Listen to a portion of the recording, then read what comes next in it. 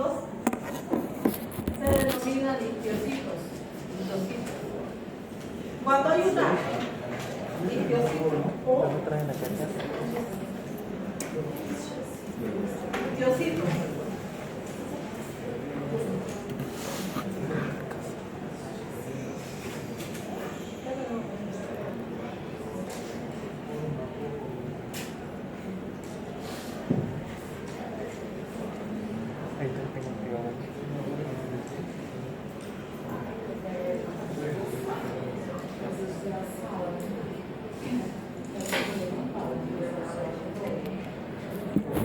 entonces en los pies y en los tejidos se llaman isquiocitos.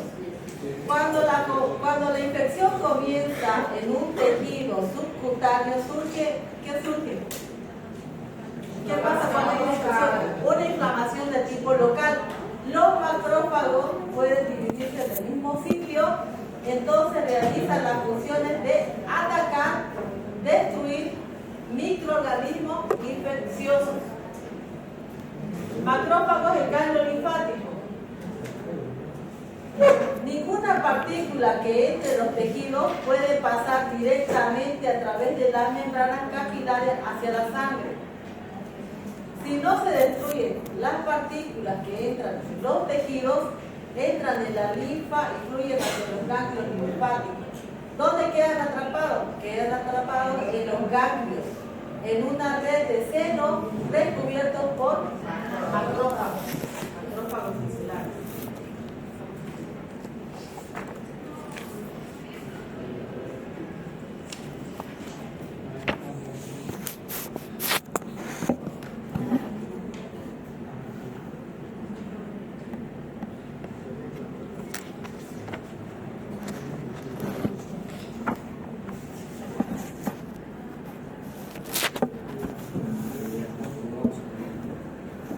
¿Cómo llegan las bacterias al hígado? A través de la ingestión de alimentos contaminados con bacterias, ¿no? ¿Cuáles son las bacterias gastrointestinales? Bacterias. Salmonella, las enterobacterias, Salmonella, Shigella. Entonces, a través de la mucosa intestinal y hacia la sangre portal pasa un gran número de bacterias ingeridas por los alimentos contaminados. Antes de que la sangre entre a la circulación general, pasa a través de los sinusoides hepáticos. Los sinusoides están cubiertos por macrófagos tisulares llamados células de Kupffer. Cuando están estos macrófagos en los sinus, a nivel de los sinusoides hepáticos, ya se llaman células de Kupffer. Forma parte de un sistema eficaz de filtración de partículas que impide el paso de bacterias a la circulación general. Ya les mencioné, bacterias en la sangre se llama bacteriemia. ¿Qué hace aquí en las células de Kupffer? Impiden que las bacterias pasen a la circulación general. Las células de Kupffer fagocitan una bacteria 1 en 100 segundos.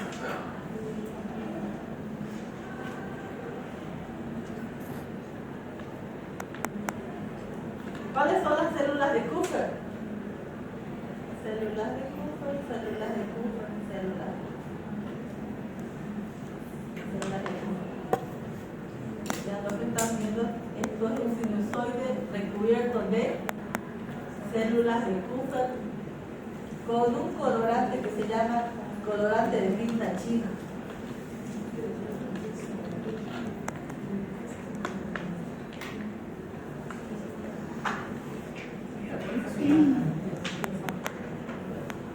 Macrófagos en el vaso y en la médula. ¿Dónde se produce la célula leucocito? En la médula ósea.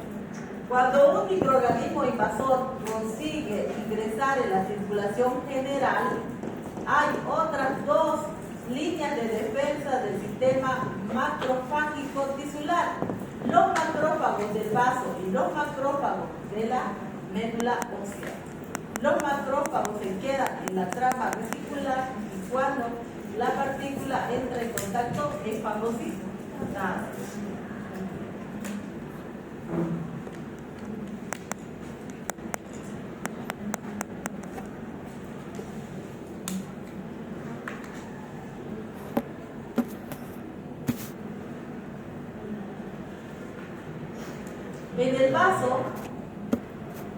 En el vaso ocurre algo similar que en los ganglios linfáticos, excepto que pasa sangre en lugar de linfa. Una pequeña arteria pasa a la cápsula esflénica hacia la pulpa esflénica y termina en pequeños capilares. Estos capilares son muy porosos y permiten que la sangre completa salga hacia los cordones de la pulpa roja. La sangre es exprimida en la red de trabéculas de estos cordones, la sangre vuelve a la circulación a través de las paredes endoteliales, las trabéculas de la pulpa roja y los senos venosos están recubiertos de macrófagos. Los macrófagos fagocitan restos indeseables presentes en la sangre, eritrocitos viejos ya normales. ¿Qué hemos dicho que era el vaso?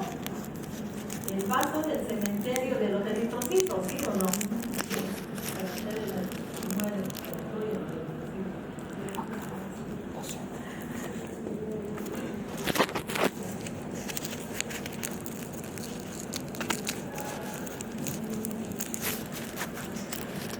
Este mecanismo, por si acaso, se llama inflamación.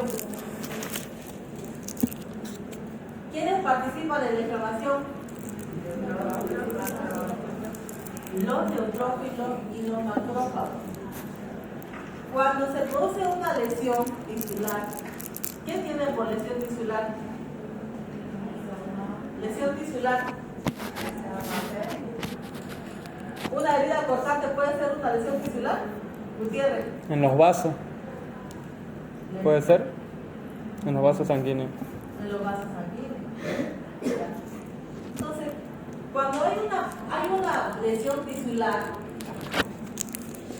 participan lo que son los neutrófilos y los macrófagos debido a la inflamación, ¿no? También por bacterias, traumatismo, sustancias químicas, calor u otros fenómenos también participan los neutrófilos y los macrófagos.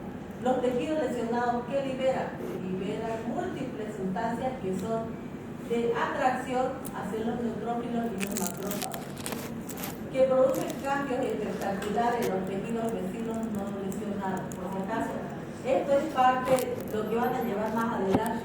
Van a llevar una materia que se llama fisiopatología. Y en fisiopatología van a estudiar todas esas sustancias, el mecanismo, qué sustancias liberan cuando hay una rotura de un vaso, un traumatismo.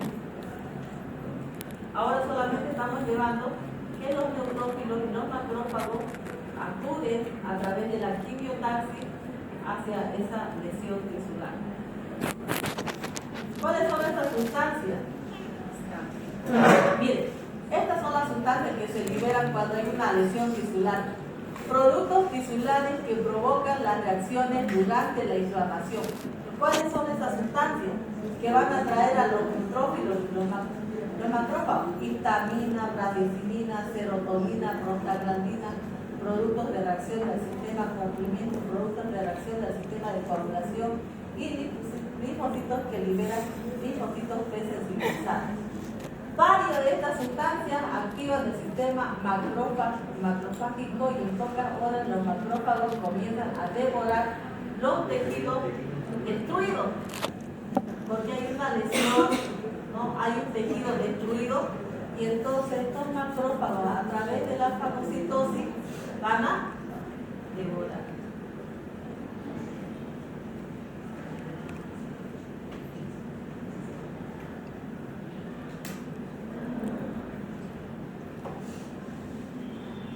Bueno, ¿cuáles son las características de la inflamación? ¿Qué les pasa a ustedes cuando se inflaman, cuando se golpean con un martillo o no sé, con cualquier cosa? ¿Qué les pasa en la piel? ¿Qué hay? hay edema, rubor, calor, lesión del tejido. tumor. ¿Cómo se conoce eso? La tetrada de Celsius. Me van a investigar la tetrada de Celsius. Rubor, tumor, calor, dolor.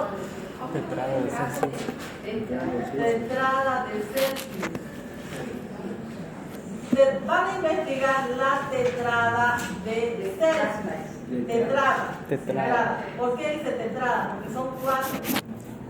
Ya, entonces, tetrada de Celsius, rubor, tumor, calor, dolor. Me van a investigar qué es la tetrada de Celsius y cada uno de ellos.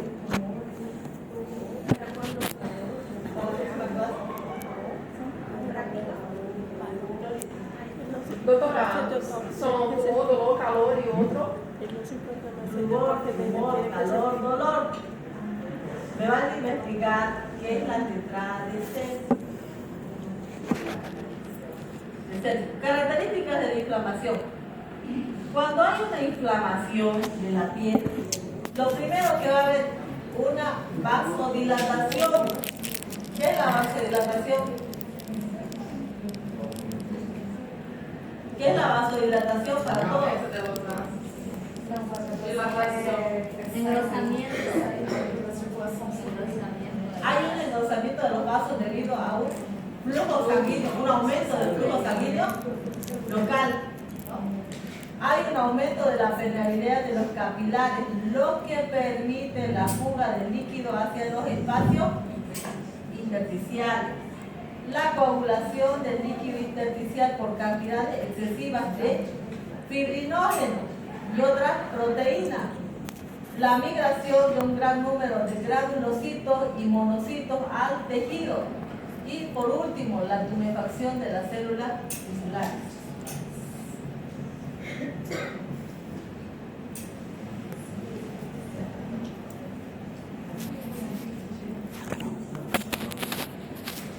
Respuestas del macrófago y el neutrófilo durante la inflamación. Vamos a estudiar primera línea de defensa, segunda línea de defensa y la tercera. Y vamos a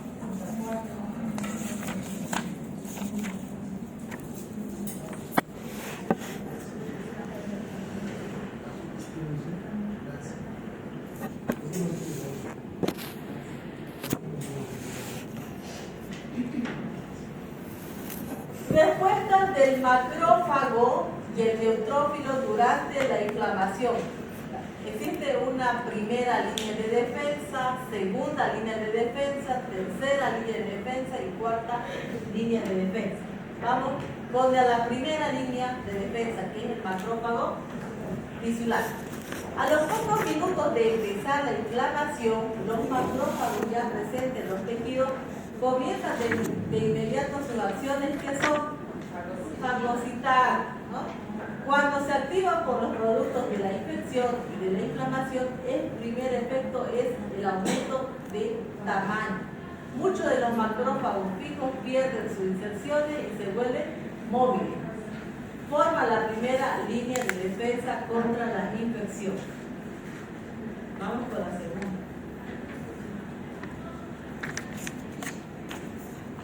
Segunda línea de defensa, la invasión por neutrófilos. En la primera línea solamente era macrófagos. En la segunda línea ya participan los neutrófilos. La primera hora siguiente a la infección, un gran número de neutrófilos comienzan a invadir la zona inflamada desde la sangre. Esto se debe que los productos procedentes de la zona inflamada que inicia las siguientes reacciones: marginación, diapéresis y quimiotaxis. Aumenta el número de neutrófilos de 4.000 a 5.000 hasta 15.000 y 25.000 neutrófilos. O sea que hay un aumento de neutrófilos.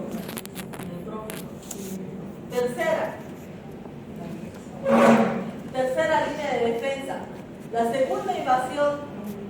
¿Qué constituye la tercera línea de defensa? Es la segunda invasión de macrófagos del tejido inflamado. Los monocitos procedentes de la sangre entran en el tejido inflamado y comienzan a aumentar de tamaño hasta convertirse en macrófagos. Este aumento de macrófagos es lento, necesita muchos días para hacerse eficaz. Los monocitos necesitan 8 horas o más para alcanzar un tamaño adecuado y producir lisosomas necesarios.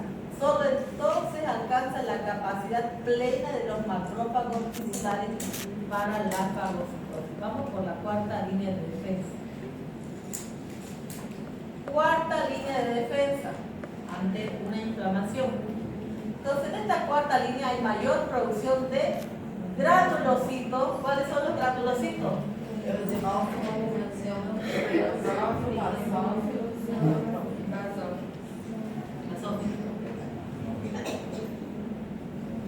Y monocitos en donde la médula. Esto se debe ¿qué? A una estimulación de células precursoras de monocitos, granulocitos en la médula.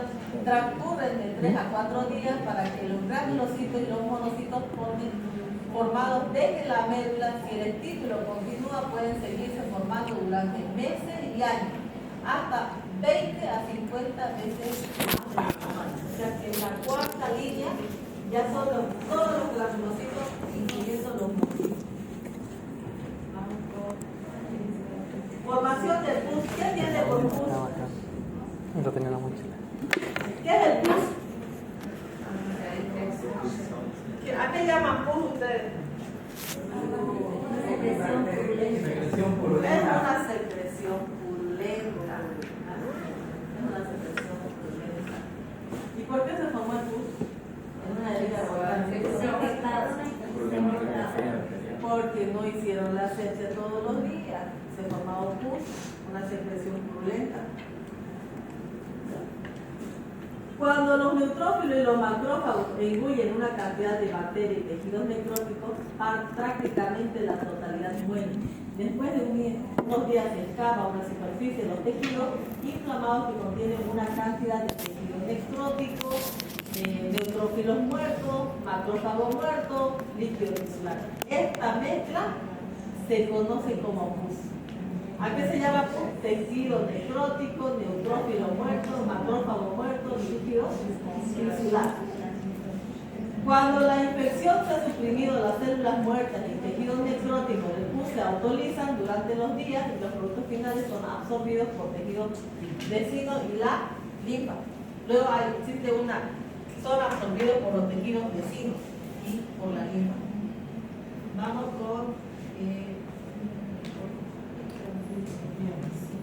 vamos a estudiar los eosinófilos.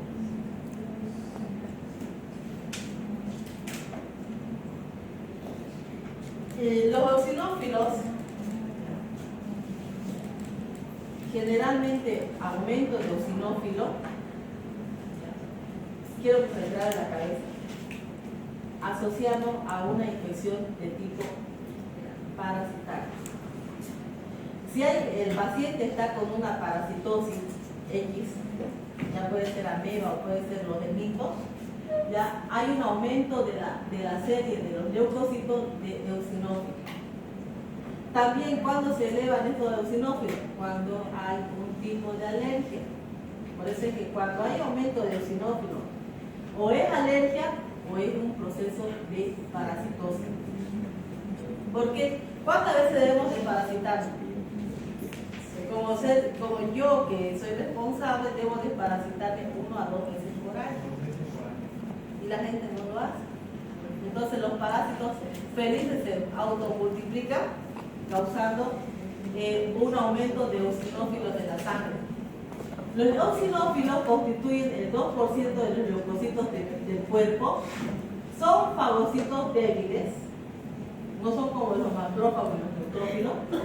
Muestran quimiotaxis, se producen en personas con infección parasitaria y emigran en gran número hacia los tejidos parasitados. Existen parásitos que emigran a los tejidos. La mayoría de los parásitos son demasiado grandes, ¿sí o no son grandes? son más grandes que las bacterias y los virus, para ser fagocitados por los eosinófilos. Los eosinófilos atacan a los parásitos por medio de moléculas de superficie especial, liberan sustancias que matan a muchos parásitos, se unen a formas juveniles del parásito y matan a muchos de ellos. ¿A través de qué? ¿Cómo es que matan? Liberando enzimas hidrolíticas que presentan ¿en dónde? En sus gránulos, porque han dicho que los eosinófilos pertenecen a los granulocitos porque tienen gránulos. Dentro de sus gránulos tienen ciertas enzimas hidrolíticas, liberando formas muy reactivas de oxígeno, liberando de los gránulos un polipéptido muy largicida, proteína principal básica. Tienen una especial tendencia a acumularse en los tejidos en que se producen reacciones alérgicas, tejidos peribronquiales y el. Entonces el aumento de los eosinófilos se debe a una infección de tipo parasitaria o si no un tipo de alergia.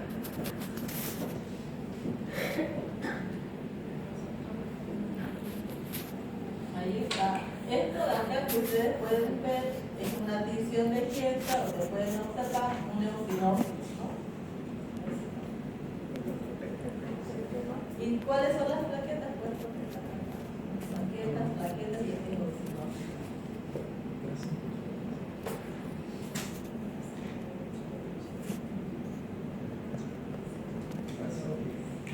Basófilo.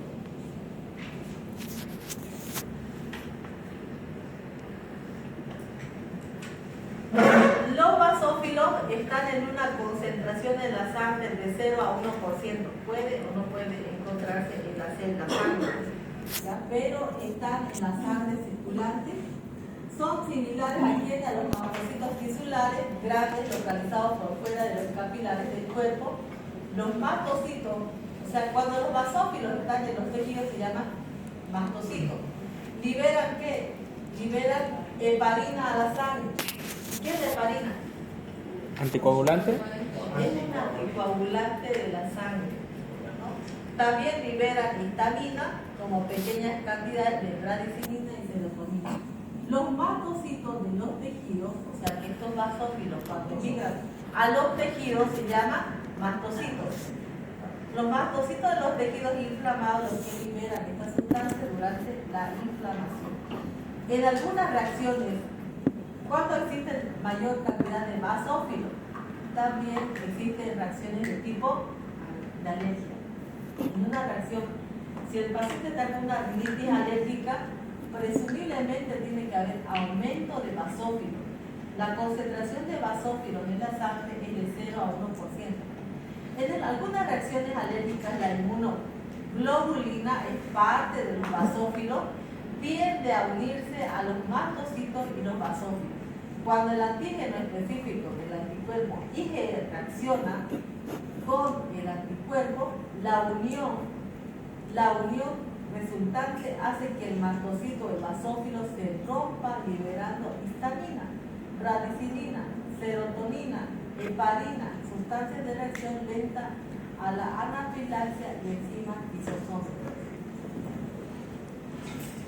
Entonces, cuando hay una reacción,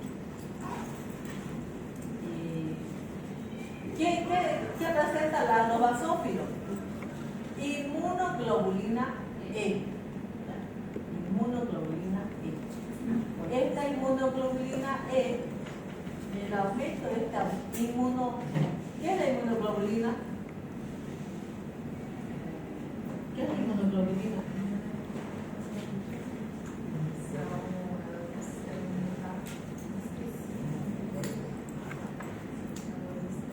¿Qué tiene por inmunoglobulina? Son anticuerpos. ¿Cuántas clases de inmunoglobulina hay? 5. La inmunoglobulina A, la E, la M, la G y la D. Entonces, estos son los basófilos. todo lo que ustedes ven ahí donde está es eritrocito.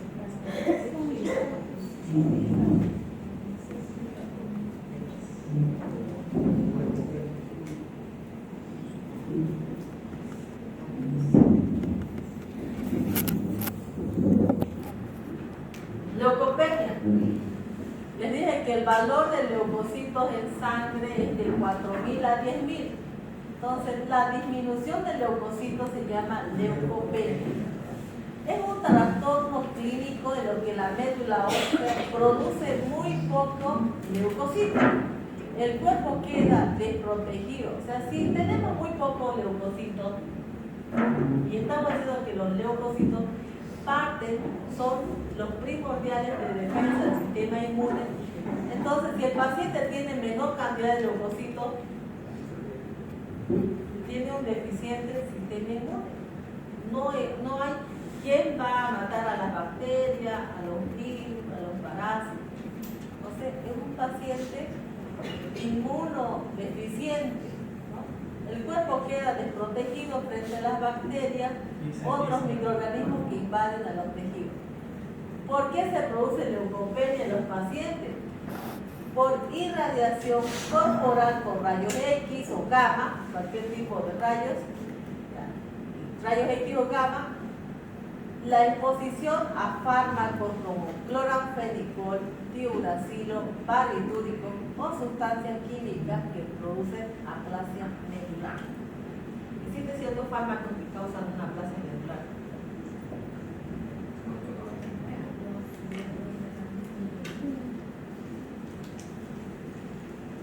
¿Qué es aplasia medular? ¿Qué entiendes por aplasia?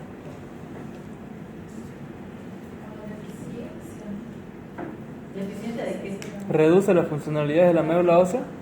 Sí. Produce menos leucocitos, ¿no? La médula ósea. Y eso también es producido por ciertos fármacos. El cuerpo humano vive normalmente en simbiosis con muchas bacterias, ¿no? Bacterias de flora normal.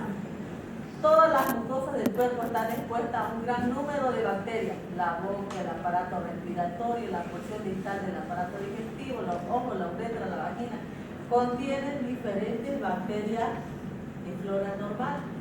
Cualquier reducción en el número de leucocitos, o sea que un paciente con SIDA, ¿no? Un paciente con SIDA que es un inmunodeficiente, si tiene bacterias de la flora normal, sistema inmune deficiente, pueden atacar estas bacterias de la flora normal al paciente con SIDA. Por eso es que se acorta la vida del paciente.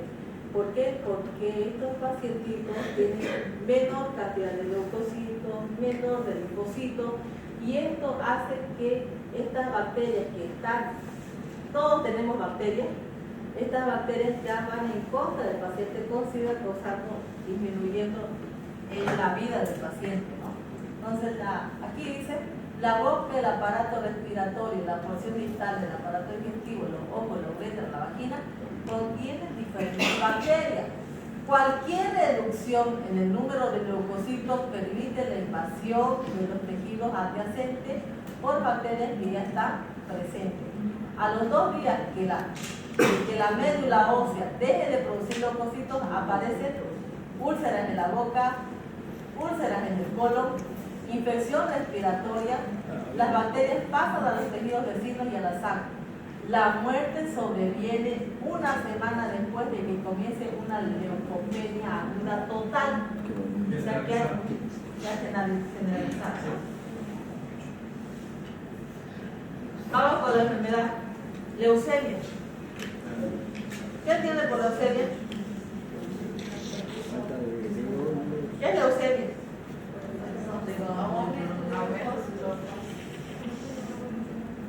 A descrição dos leucócitos no sangue, não? Os laços. ¿Los demás están de acuerdo? Concuerdo. Gutiérrez Díaz, ¿qué dice? ¿Qué es leucemia? ¿Disminución? Leucemia. Lo conocemos como un cáncer en la sangre. Yo le escucho a mi vecina y me dice, un cáncer en la sangre, ¿no? Sí, en el sentido así. ¿Qué pasa con los pacientes que tienen leucemia? ¿Cuál es el tratamiento? Quimioterapia. ¿Qué más? El tratamiento para esos pacientes de trasplante de médula ósea. Trasplante de médula ósea. Vamos por la leucemia. Leucemia es la producción descontrolada de leucocitos. ¿Qué entienden por eso? Producción descontrolada de leucocitos. ¿Cómo va a estar el paciente con leucemia? Mayor cantidad de leucocitos. Alteraciones. Alteración, ¿debido a qué? A mutaciones cancerosas de una célula mielógena o linfógena. Maligna. Se caracteriza por la presencia de un número mucho mayor de leucocitos anormales en sangre circulante. Cuanto más diferenciada sea la célula, más aguda será la leucemia. Tipos de leucemia. Está en el libro de Gaito. Leucemia linfocítica y leucemia mielógena. Leucemia linfocítica se debe a la producción cancerosa de células linfoides. Habitualmente comienza en un cambio linfático, se extiende a otras zonas del cuerpo. Leucemia mieloide comienza con la producción cancerosa de células mielógenas jóvenes en la médula ósea. Después se extiende por todo el cuerpo. Los leucocitos se producen en muchos tejidos extramedulares, en especial en el hígado, los ganglios linfáticos y los vasos.